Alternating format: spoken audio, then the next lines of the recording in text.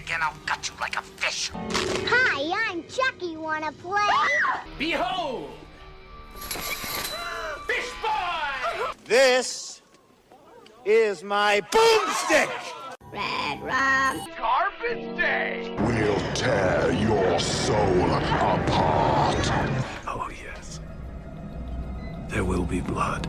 They're coming to get you, Barbara. Fuck the prime time, bitch. Hail, Radma. All right, welcome back to the Three from Hell podcast. I'm Sam. I'm joined by Tony and Justin. I'm Sam. I'm Tony, and I'm Justin. I'm Sam. I'm also Tony, and I'm also Justin. And I am the Three from Hell. We are the Three from Hell. We just watched Halloween H20, Halloween H2O, Halloween 20 years later, the 20 from H. Yeah. This was one of the Halloween movies of all time. I think I like this a lot more than the other two did, but that's okay. It was going to happen eventually, and I'm glad it happened with this one. Yeah. I have no strong opinions. Without any further I do, ado, actually. I have opinions. I wouldn't say they're strong. I wouldn't say they're weak either. Yeah. Let's go ahead and get into it. This film was directed by Steve from Minecraft, Steve Miner. Yes, Steve Miner. Steve Miner. Screenplay was done by Robert Zappia, aka Frank Zappa, and Matt Greenberg. Story also written by Frank Zappa. Based on the characters created by Deborah Hill and John Carpenter. Produced by Paul Freeman. Cinematography done by Darren Okada. Edited by Patrick Lussier, is I'm assuming how you pronounce his last name. Music by John Ottman and Marco Beltrami. You fuckers did incredible work. That was good score. The score, the music, yeah. Music was really Production companies are Nightfall Productions and Trancas International, distributed by Dimension Films.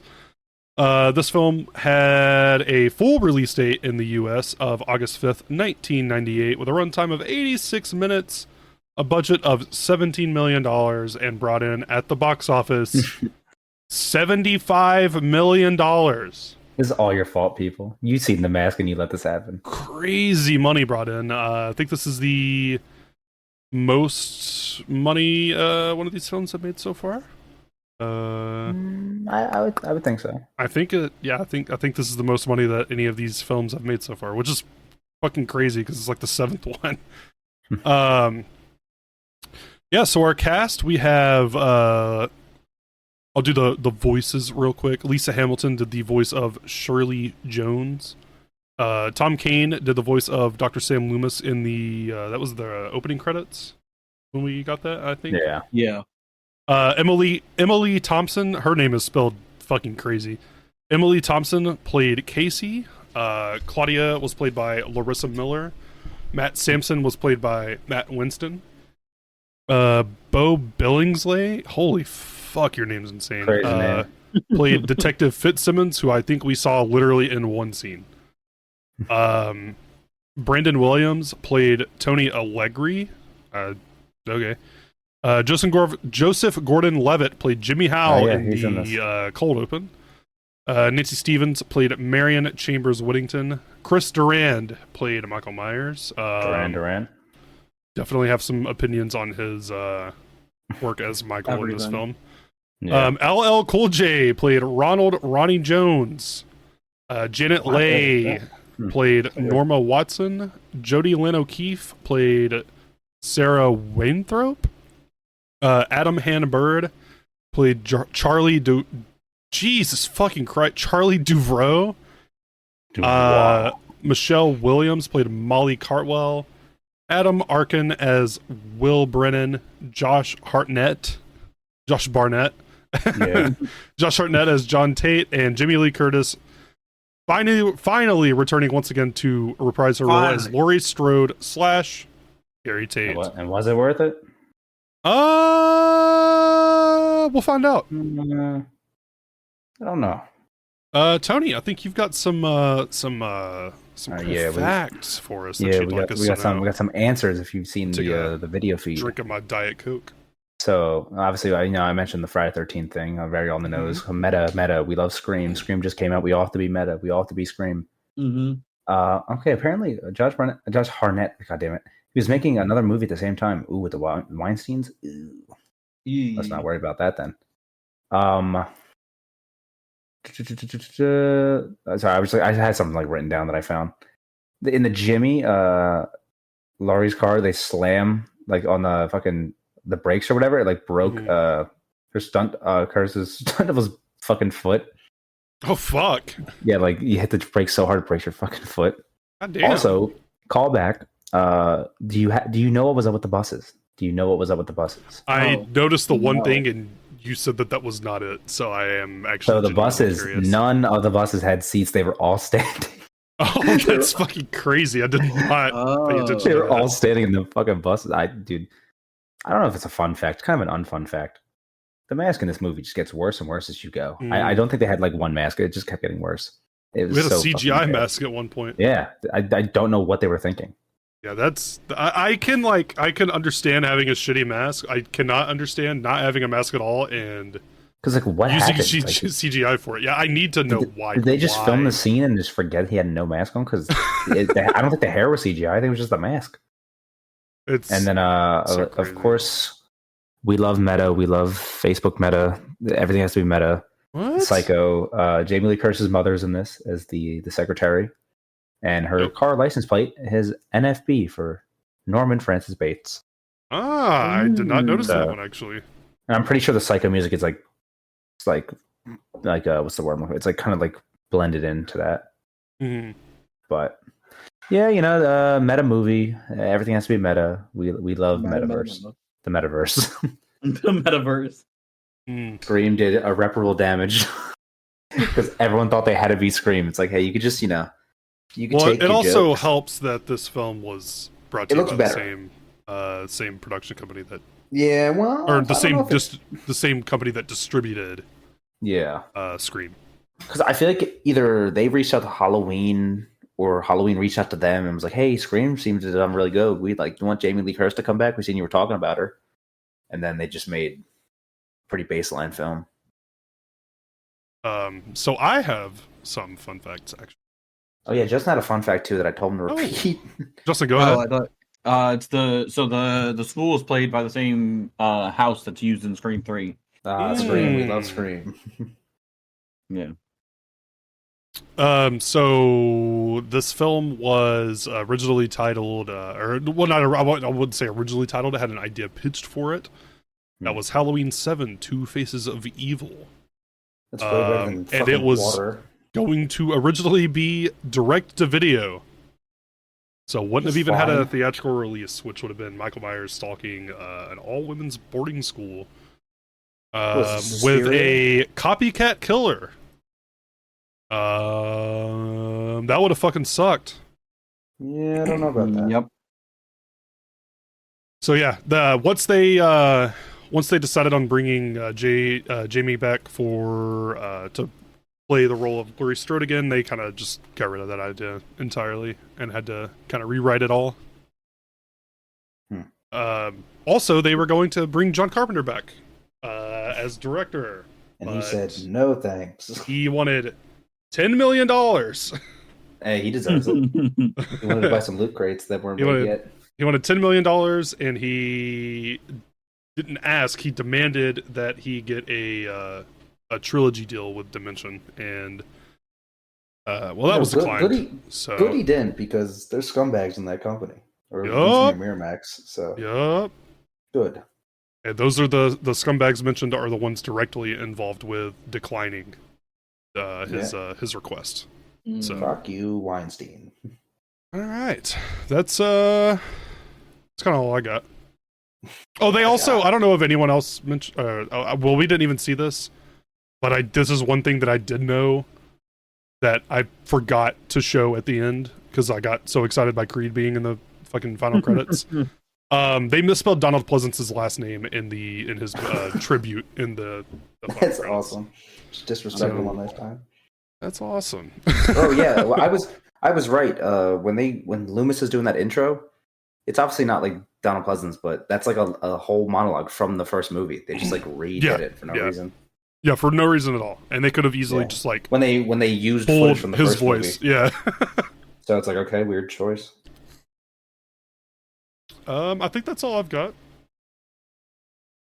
Yeah, that's it. Thanks for listening, guys. That's That's the whole podcast. you get what happened. All right, Justin, time to read the fucking plot synopsis.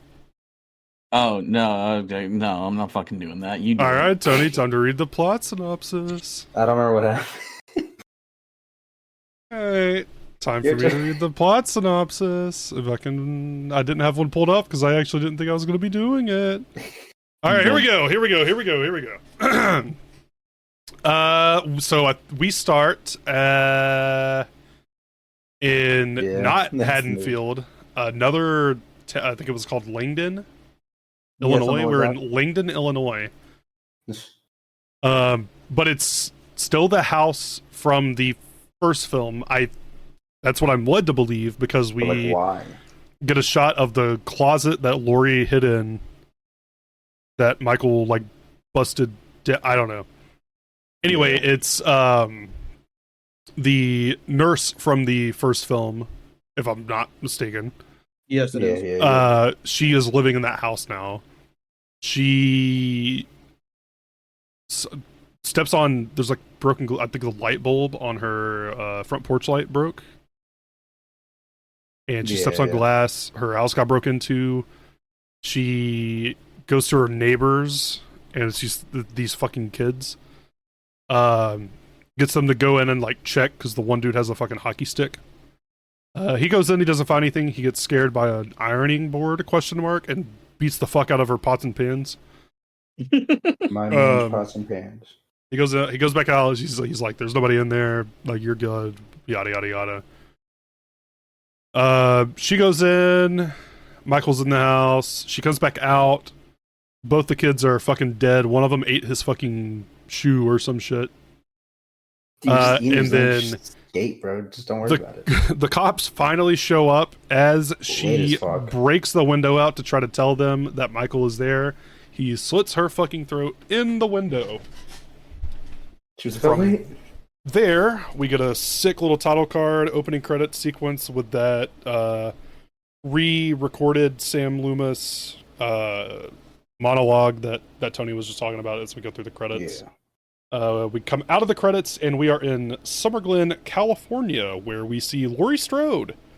But her name is no longer Laurie Strode. She is going under a pseudonym, Carrie Tate.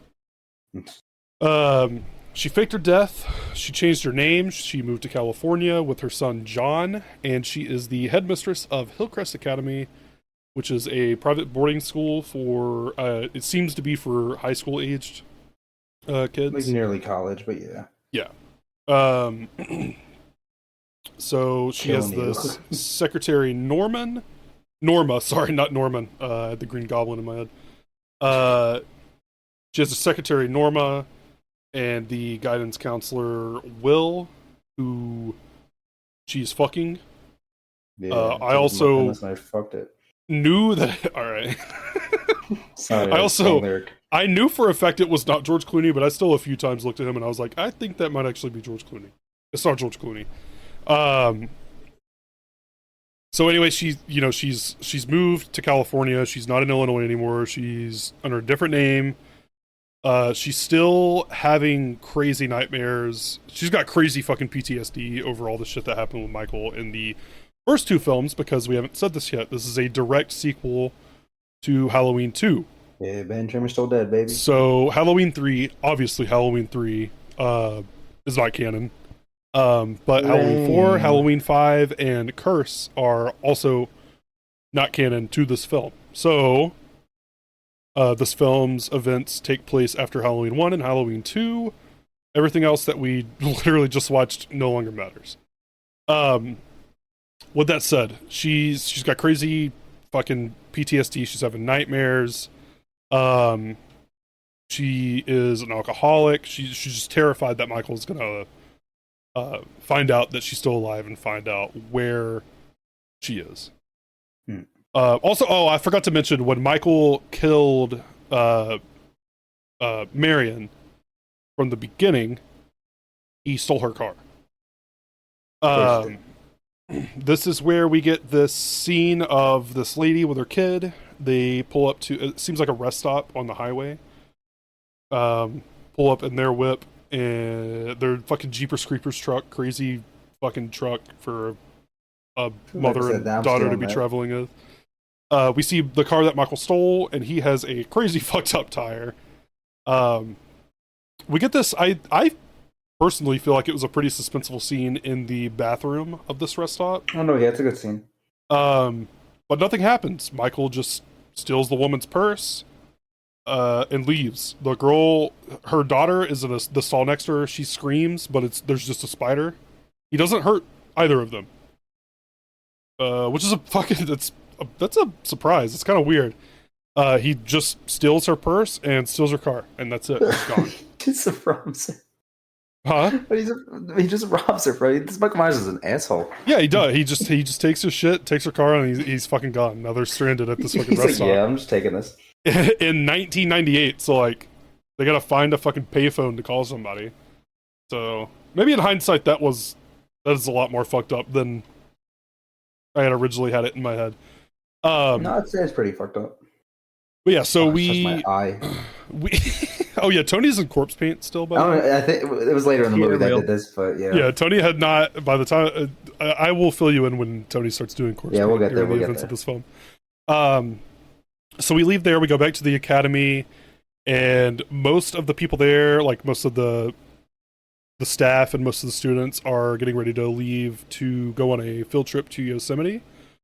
Lori will not let her son, or sorry, her name is Carrie. Sorry. Carrie / I'm just going to call her fucking Lori. Lori will not let her son John go on this field trip. She's deathly afraid that something bad is going to happen to him while he's gone. She basically needs him to be like as close to her as possible, or she gets like super freaked out about it. John's girlfriend Molly is also unable to go. She's not able to go. I don't think they ever said why. But John and Molly can't go, and then that makes their friends Charlie and Sarah also not go, so they can just all have like a Halloween party together on campus while everyone else is gone. Lori and John get in an argument over this. And then she kind of like changes her mind, and she's like, well, now she's afraid that him being with her on Halloween is worse than him going away on Halloween. So she decides, after all, to let John go on this field trip. He decides not to go regardless. To Yosemite, yes, to Yosemite. Yeah, no, I'm saying like big plot point of Yosemite. Yeah, they mentioned going to Yosemite like 1,000 fucking times. But they're all horny, so they're gonna have a 4-person party where they make Thanksgiving dinner. Right. So John's like, he tells Lori he's going to Yosemite. He's not actually going. He's still going to stay behind with his girlfriend and his 2 friends for this Halloween party on campus that his mom does not know about. So this is where I'm trying to remember here. Everybody gets on the bus. Everybody gets on the bus no chairs. Everybody's standing for the entire trip to Yosemite. Standing on the bus like me going to work. Everybody leaves. We go inside to the guard shack with our security guard, Ronnie Jones, played by LL Cool J, who he helped 2 of the kids sneak out earlier. Yeah, I think that's where we got the. Yeah. I feel like we skipped some shit, but it's not important. it's not. It's not important shit. I'm remembering shit that's happened. Smut. Almost like an hour of this movie doesn't matter. Yeah. It goes by fast. But anyway, everyone's leaving. Ronnie's in the guard shack. He's on the phone talking crazy fucking like horny book story to his girlfriend or his wife or something like that. So this is when Michael's truck, or the truck that Michael stole, the Jeepers Creepers mobile, is parked at the gate. So Ronnie goes to investigate the truck. He does not see Michael walk behind him into, like, through the gate that's open. And he sneaks in. Ronnie never sees him, doesn't know. He closes the gate behind him, gets back in the shack. Nothing ever happened. During all this, Lori is at her place with Will, and they're about to fucking shaboing boing. And during this, Lori is like, she's like, hey, I need to tell you, my name is not insert her name that she's been using because I cannot remember. Carrie Tate. Yeah. Tells him that's not her name. Her name is actually Laurie Strode. She tells him the whole story of Michael killing her sister, and then Michael coming after her, like, I don't remember how many years after, but coming after her years after the fact and trying to kill her, and then her faking her death and changing her name and moving to California and all this shit. And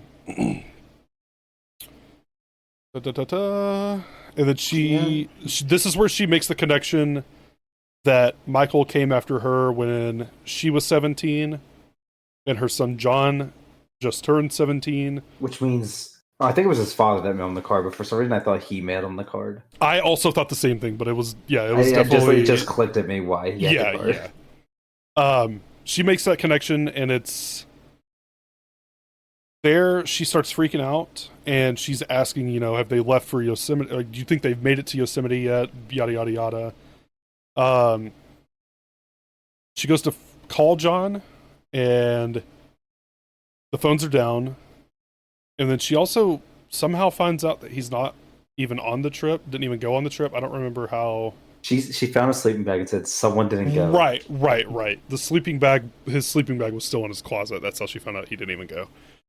She gets a revolver and goes with Will and Ronnie, the security guard, and they go to look for John. And I guess I don't know how they would know that there are others, but I mean, you would assume if he didn't go that he's with other people.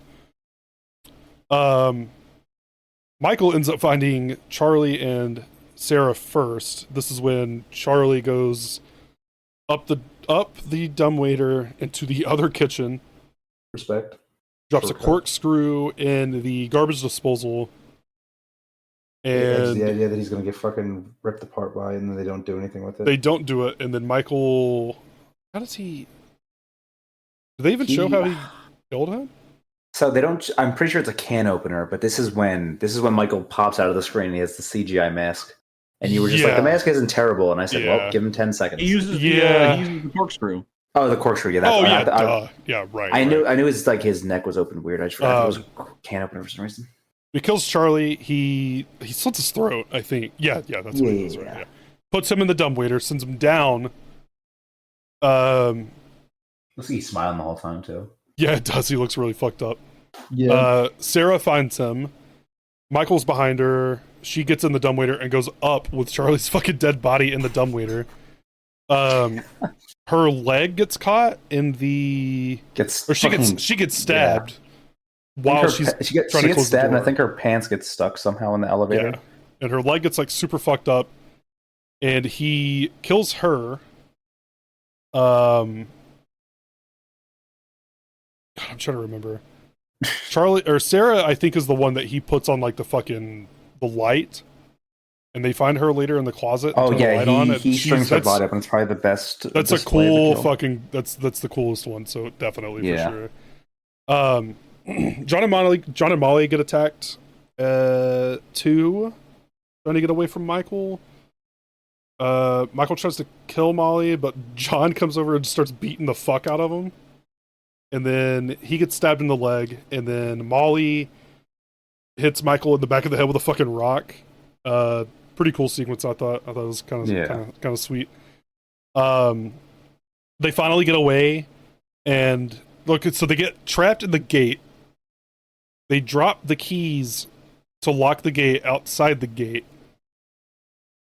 And then Michael is like trying to stab them through the gate. and then he sees the keys, and he goes to unlock the gate, and this is when Laurie comes to the... Yeah, I don't know. This is when Laurie comes to the door. She brings them in as Michael gets through the gate, and we get what should have been a really cool shot of Laurie and Michael looking at each other through this window in the door, but Michael's mask is so fucking bad in this film that it ruined what should have been one of the all-time shots in the fucking franchise. You have the budget, you know what Michael Myers is. Why each film? Like the other films, you could say, "Hey, we just did a bad model," or we changed it. Dude, this one they had a CGI mask. What is going on? Yeah, are you just not trying? There was something crazy going on. Is it intentional, or are you just doing it on purpose? Is it supposed to be meta? But yeah, so we get upstairs in this building that they're in, and Will and Laurie are waiting for Michael. We see a shadow come up the stairs and around the corner. Or I think maybe there weren't even stairs involved. I don't remember. No, but we see the hallway. shadow coming around a corner in the hallway. And Will fucking blasts this dude 8 times. It's not Michael. It is actually the security guard, Ronnie. And they shot him 6 times. He's dead. Wow, that's crazy. We are led to believe that he is dead. What do you mean he's not dead? 6 times? Laurie goes to check on Ronnie, and Michael comes out of a doorway from behind Will and stabs in the back and lifts him up crazy style with the widest stance I've ever seen a single person fucking have in my entire life. Laurie does something. I don't remember. She does something to stun Michael for a minute. She hits him in the fucking fire extinguisher. That's right. Yeah. And it makes the most goofy. So it goes bonk. She goes in and gets John and Molly from their hiding place. They make a run for Laurie's GMC Jimmy and drive to the gate. They get to the gate. Laurie gets out instead of just driving through the gate, which I thought was really fucking stupid. Laurie gets out, opens the gate, and tells Molly to drive and go somewhere. And Laurie stays behind, closes the gate, and then bashes the fucking controls. She goes... because she knows, Michael's not going to stop coming after her. This is my thought process. It's not fully explained, but this seems like what they were going for.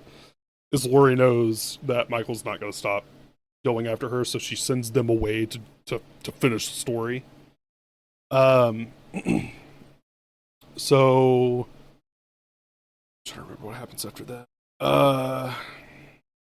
Okay, she gets the axe, and she goes back up to the campus to find Michael, and they're going after each other for a little bit. Laurie stabs Michael 900 fucking times, and pushes him off this balcony, and he fucking ragdolls crazy style through a table in the cafeteria.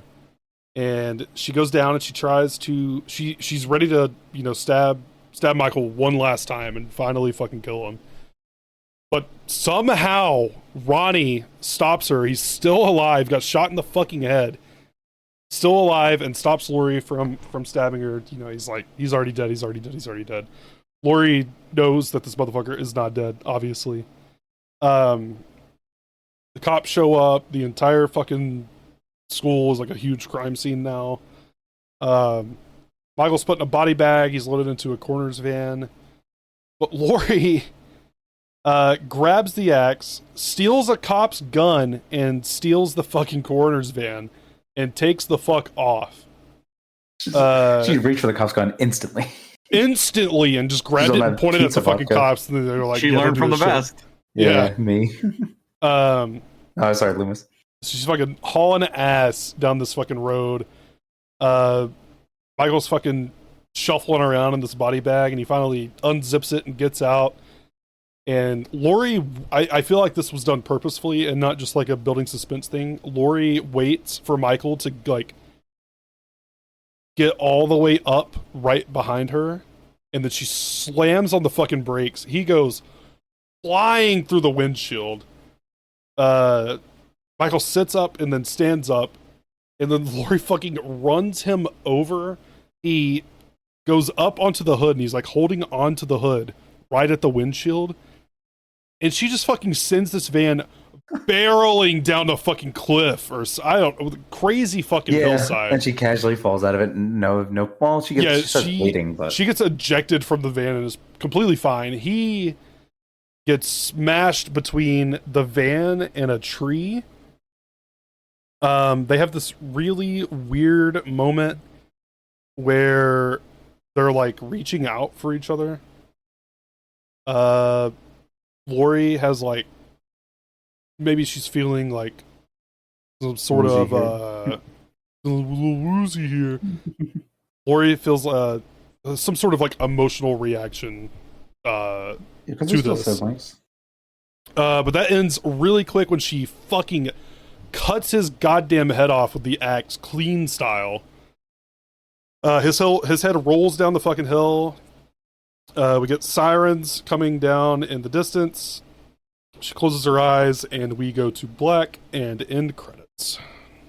Like, I said it during the recording, but like, if it was scary looking Myers, and he looked vulnerable when he reached out to his sister, and she like reached for his hand, and then just swiped his head off. Great moment. Yeah. If I could see his stupid fucking eyes, which is definitely why they kept his eyes open, so wide that you could see the human in him. Like, dude, stop making the eye holes bigger. Stop making the mask shittier. Oh my god, it's always the mask that pissed me off in this movie. It was a cool. Yeah,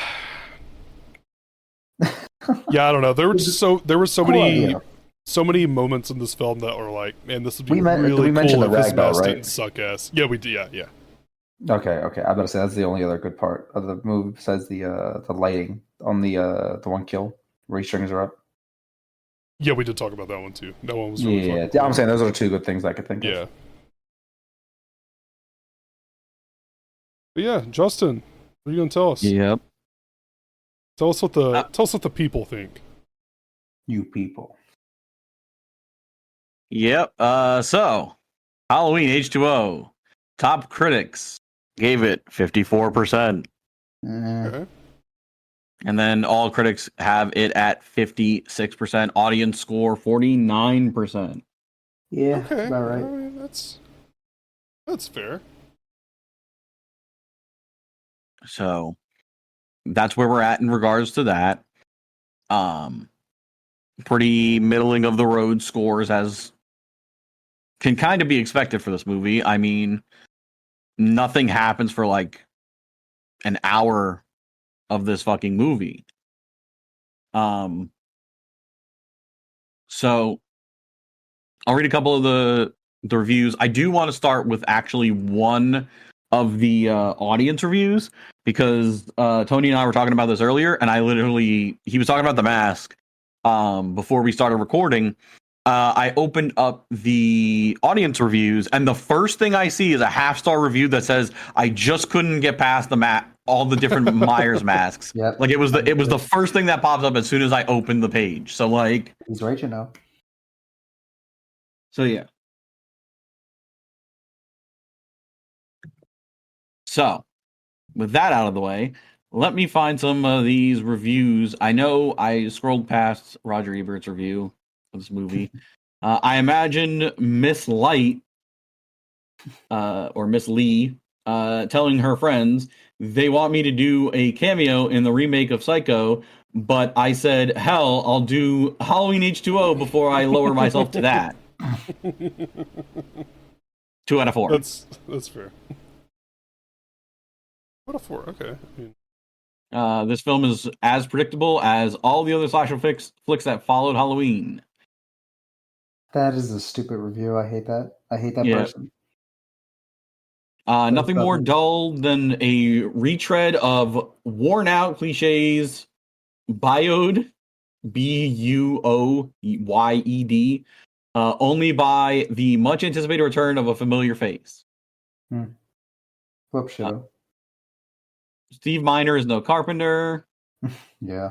A welcome resurrection for which fans will undoubtedly be grateful for. I don't know if that's correct, because you've rated this 2.5 out of 5, dog.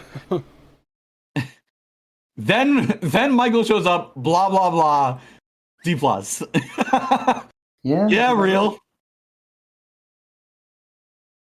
H2O successfully captures the foreboding mood of Carpenter's 1978 original before eventually settling for the obvious, and at 86 minutes, it's just too short. I don't think that's too short. That's about the same amount of time that every other film has been. That's a normal length movie, yeah. Yeah. H2O is far more character driven than any of its predecessors. I guess, yeah, sure. I can see that. Not that that's a good thing. In some They're a areas, little more fleshed out than any of the other characters in any of the other That films is so fair. far. I mean, we don't have Donald Pleasance to chew scenery in this movie. Yeah, but, I mean, had to do something. Halloween H2O is the worst film in the series, and for one reason, it's distracting plot holes. I don't know about that. The next movie's kind of we worse. just watched the worst movie. And we just we just watched the worst one. That's not true. Yeah, I don't know about that. It's a decent entry into the franchise with solid performances and kills, but a little in the way of additional flair. Yeah, I think that's a pretty good way to sum it up from the critics. Yeah. I'm gonna read some of the audience reviews now because these are somewhat more unhinged a lot of the time. For example, 3 stars. How annoying is Laurie Strode's boyfriend? Oh yeah, he is annoying. Yeah, it's also he's just not George Clooney. Yeah. God damn it. He's just not, dude. But like, yeah, he's not. You're correct. 7 out of 10, 77 out of 100 has quite a bit of Scream-esque vibes, more than I remember. Kafka-esque. Very underrated movie. The best sequel to the original Halloween movies that brings back Laurie Strode. Whoa, when was that posted? September 25th, 2023. Okay, that's I don't know about that one. wow. All right, that's crazy. I'll give my thoughts in a minute, but I don't agree with that. Halloween H2O was not good. I know a lot of people loves H2O, but it's not even that great at all. They were 4 different masks. They were reshooting Michael Myers' mask. Good grammar, very good grammar. I'm gonna post this in the Discord. That's not me fucking it up. That's how this review is written. That's how this review was written. 2 stars. Good grammar, very good grammar. All right. I like having Jamie Lee Curtis back, even though her character died already. I absolutely hate talk about he lit on fire. He lit on fire and we don't talk about it. Normal. They kind of did just kind of gloss over. Yeah, they don't even talk about it. They just say, they literally burned and he's back. Yeah. 1 star. Ooh, this movie sucks ass. Sorry, hold on. I'm gonna reread this. This movie sucks ass. This movie sucks ass. Yeah, that's definitely Tony's review. Boring / lazy story, awful Michael Myers portrayal, atrocious masks, few and lame kills, terrible soundtrack, fuck you, atmosphere with no suspense / creepiness, no suspense. Lack of autumn. I guess it was. Yeah, it was Halloween. It didn't feel it because we're in California. Bland character, dull direction, production, horrible pacing, stupid title, full of plot holes, enough said. I hate H2O as well. Dumb title. Every other Halloween film was also in California. They just made it look like it wasn't in California. I had a point. I immediately lost it. What were his points again that he hated about the movie? No autumn. No, before that. Boring lazy story, the awful Michael Myers mask, the terrible soundtrack, no creepiness or suspense. Oh, yeah. What's with all the jump scares? Why was everything so loud? Yeah. I messed up my makeup 50 times. It's bullshit. Skip to the last 30 minutes. Yeah. Yeah, that's actually that's true. That's when they actually meet. Like, that's the whole point of the fucking film. Every Halloween film, they wait till the end, but it's been Halloween the whole day. This is from October 15th, 2022, where the franchise should have ended. Yeah, that's fair. But then we never mind. We'll get there. Yep. This film and Resurrection are the worst of the entire saga. Don't waste your time with this film. Just skip it. Dog, we watched Curse of Michael Myers. That's not fucking true. Yeah, it does have it. Curse is so bad, dude. Curse is so much worse. This movie's just fucking boring, okay? Like, The Mask needs work. Yeah, no shit. The Mask needs reworked. I'm just trying to find, like, one more fucking crazy one, and then we can move on. I just want to find, like...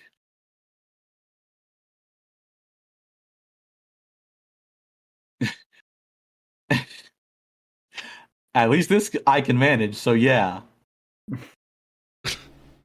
All right. Great. Good review. Very good review. You know the English for this movie, like they just gave up in the reviews. It gave them brain damage. Some Dawson's Creek late '90s bullshit trying to be a Halloween movie. All right, yeah, that's yeah, I kind of agree. That's fair. But it's the most accurate review.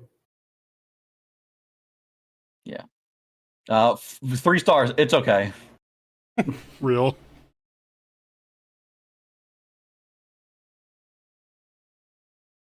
Is that the last review?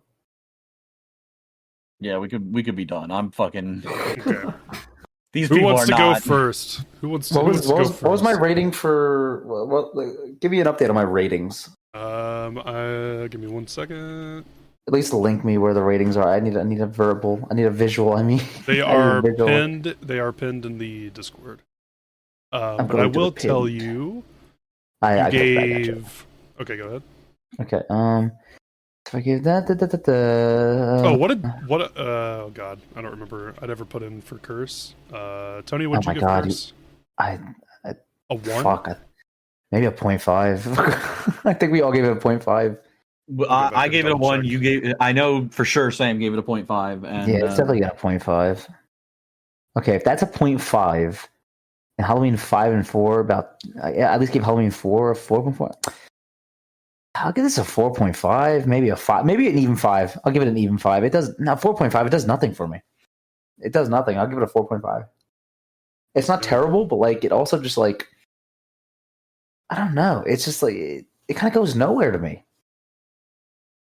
Okay, Justin, what are your thoughts? This is a fucking 5. This is right in the middle. It is a middle of the lane movie. No more, no less. It's a fine movie. I really can't say anything good about it. I really can't say anything bad about it. I mean, the kills were cool that happened. The first hour of the movie didn't need to be there. I genuinely am with Tony. I have no fucking thoughts on this movie other than it's okay. It's fine. It's one of the Halloween movies of all time. It's just not as bad as the ones that we were watching. So it's a 5. Okay. Man. Yours could be higher. I'm just saying that's how I feel. So I had a score at one point, and then we got into the last 30 minutes, and it changed my score. I personally definitely have a differing opinion. I don't mind the quote-unquote boringness of this movie because, as one of those reviews said earlier, this film has the most fleshed out characters of any in the entire Halloween franchise thus far. Yeah, fair. And that boringness was used to flesh out those characters. So that is fair. Here's where I'm going to fucking stand my ground. If you want to complain about horror movies not having fleshed out characters, but then also complain that the film is boring while the film is fleshing out those characters, go fuck yourself. I thought they did a fine job with that. Like, if you want to flesh out characters, it can't just be killing constantly. I definitely understand what you mean. I just feel like no character was fleshed out in a meaningful way. All the side characters, so not all the side characters did nothing. Her son did nothing. I wouldn't say they just have enough of like a personality for you to have. I'm not going to say I was like attached to any of these characters, but I at least like remembered most of their names, which is saying was a effort lot. Made to flesh out the characters. It's just that it went nowhere and it didn't do much. It could have. I appreciate that they did it, though. I appreciate that they did it. They could have done more with the fact that they were putting more effort into the characters. but I appreciate the fact that they actually attempted to do something with them rather than just, here are a bunch of people with a bunch of names. They're all going to die. I respect the idea. Yeah, I respect the idea. Especially in Halloween when it's been so downtrodden thus far. I really like how they did with the celebrity casting of LL Cool J, where he was not a major character, but he also wasn't a minor character. I think that was just like a meta thing to do. I don't know why. I feel like meta is the word. Something that happens a lot when we have like big celebrities cast in movies is they're either shown way too much or not shown enough. Yeah. And I think we got just the right amount of him in this film in a role that he played not an integral part in the film, but he played a pretty big one, stopping Laurie from getting that last stab in on Michael towards the end. He also got shot in the fucking head and lived, which is fucking insane. Yeah, I still don't understand how he lived. I also thought the plot was actually pretty good. I kind of like the idea behind it. I like the Michael searching for her and driving all the way from Illinois to California to get to her. I thought it was good. I had a good time fucking watching it, dude. I give this a 6.5. That's not bad. I can see that. I thought this was honestly a pretty good film and a really good way to rebound from not just Curse, but the Thorn trilogy as a whole. It just really pains me knowing what's happening next. Yeah. We're so back and we're so over. Well, we weren't that much back, but we came back a little bit and then we're over again. I mean, I definitely wouldn't say... I mean, as it stands, this is... according to my rankings, this is... my third favorite film in the franchise so far. I have this ranked over Halloween 3. Huh. So interesting. And I think I stand by that. I think I enjoyed watching this more than I enjoyed Halloween 3. So but yeah, do we have any closing statements for Halloween H20? Not a thought in my head. Not a single thought. Activia. Well, Tony and I have seen Longlegs with Nicolas Cage. Justin will be seeing it tomorrow. Week, yes. We will possibly also will have Dino Winwood back on with us to share our thoughts on Longlegs, as I think it's the first time we'll be talking about a new movie that. Which by the time I think the first episode comes out, probably won't be. But we did talk about Skinamarink. That wasn't new. That was like just seen it. Right. I did also. I will. I won't talk about this because we'll probably end up watching Late Night with the Devil on the pod at some point. Oh yeah. And I don't want to give my thoughts on it right now. We'll probably also end up watching Longlegs for the pod at some point down the road, but the film just came out. It's not going to be anytime soon, so I have no issue with giving initial thoughts and reactions to the film next week. But that's when you think, motherfucker, the Steelbook fucking Blu-ray is going to be out in September. Oh, well, buddy, I'll tell you this right now. We got a whole fucking year planned out of movies to watch, so it's going to be at least a year before we fucking watch it. But yeah, so next week we will be getting into Halloween Resurrection, and that will be the last Halloween film that I don't even know how to describe. I watch ever. They will kill me. Of the new reboot storyline reboot. We'll go with that. Yeah. After that, we will be next week. We'll reveal the film that we're going to watch between that and the Rob Zombie Halloween films. Because we may be changing what we're watching. We're going to have to talk about that.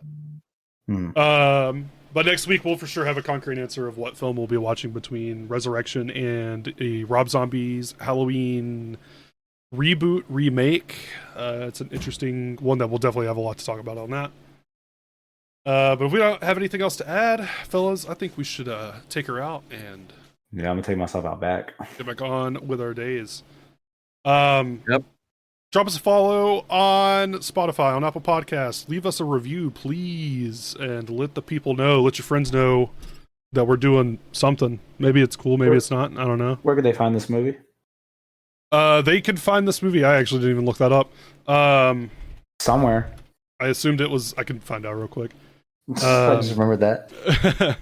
You can also go subscribe to the Patreon and watch these films with us every Thursday morning. I forgot what day we uploaded for a second. You can watch these with us every Thursday right before you listen to our review of it on the podcast. That's at patreon.com/youdamnright. $1 a month on the Hellraisers tier. Or for an extra $1 a month, for $2 a month, you can get this and the wrestling podcast, You Damn Right, where we watch full-length wrestling shows. $2 a month, dude. I mean, we're pumping out a lot of fucking content. I mean, we watch 2 shows a week with You Damn Right, and we watch 1 movie a week. And occasionally I throw up some other random shit that we watch. Speaking of watch, you can watch Halloween H20 on Pluto TV, assumedly with ads for free.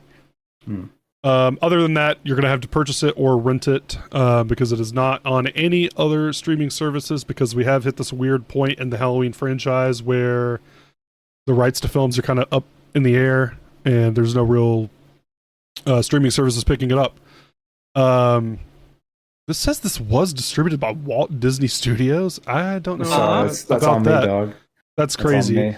I don't know how true that is. I don't know. Anyway, I went back in time. Yeah, leave us a follow, Spotify, Apple Podcasts, whatever you're listening on. Leave us a review, share us with your friends. Go buy our merch. Link is in the description of this episode. And yeah, I think that's it. We should have a really cool Dino Winwood shirt going up pretty soon. If not, as soon as I hit stop recording, I might go do it. So yeah, maybe we'll have new shirt on that website. But yeah, let's take it out. I'm fucking over here yapping. Yeah, I was like, we should be taking it out. I had a good time tonight. Tony and Justin may not agree, but I had a good time watching it. I still had a good time. It's just, the movie was good. Movie was whatever. Yeah. Enjoy the good times while we can, because this time next week we will not be having good times. Yeah, Resurrections. It might be so bad it's good to me. It could be, yeah. Well, I thought that would have been the case for Curse. It was not. It was not. Oh, yeah, bad. Maybe. Okay, let me not jinx it. All right, let's end it before I jinx it. All right, but yeah, genuinely thank you guys for listening. We've been doing this for like 2 months now, which I feel is we're almost pretty done Halloween, fucking I swear. crazy. We are almost done with Halloween. We only got 6 films left, which we just finished the 7th, so we're over halfway there. Whew. It gets better. It gets better after this last one. After this next one, I promise. But I'm Sam. I'm Tony. I'm Justin. We're the 3 from Hell. We thank you for listening. Thank you. Love you. Bye. Activia. For shitting.